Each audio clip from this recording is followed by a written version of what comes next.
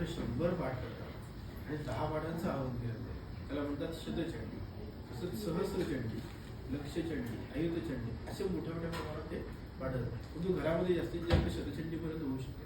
त्यापेक्षा जास्ती पुढे करायचं असेल तर म्हणजे 10 दिवस 40 गुरुजी आणि असं मोठा मंडप वगैरे एखादा ट्रस्ट वगैरे असेल ना तर सहस्रचंडी, लक्षचंडी असं हे बऱ्याच ठिकाणी होतात.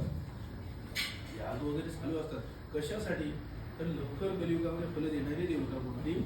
कलव चंडी विनायक गणपती आणि देवी ह्या देवता लवकर फलद्रूप होतात.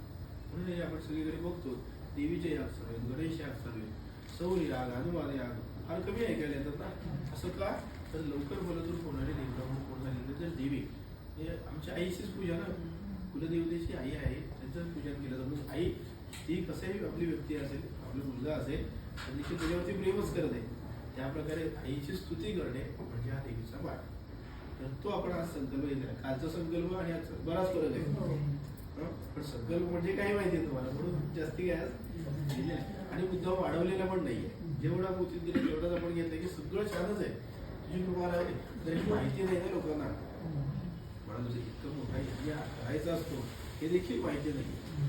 वस्ती अंत झाली ती सुद्धा थोडक्यात करू ना अशी म्हणण्याची सगळ्यांची परंपरा आहे. म्हणून आपल्या मुख्य परंपरा आणि हे सगळे आम्हाला संकल्पना कुणी सुचवली. तुम्ही म्हणाला तसं ते देवीने आम्हाला संकल्पना दिली ना, असं काहीतरी करूया.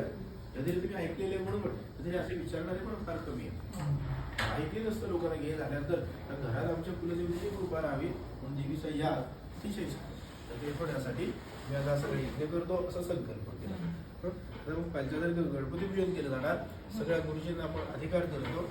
आज त्या देवीची स्थापना केली जाते आणि मग त्या देवीचा पाठ वाचला जातो. त्या देवीची स्तुती केली जाते थोडक्यात आणि आज आरती असा आजचा कार्यक्रम. आणि मग उद्या ग्रहांची स्थापना करून त्या देवीच्या पूजन करून हवन असा उद्या लक्षात आलं.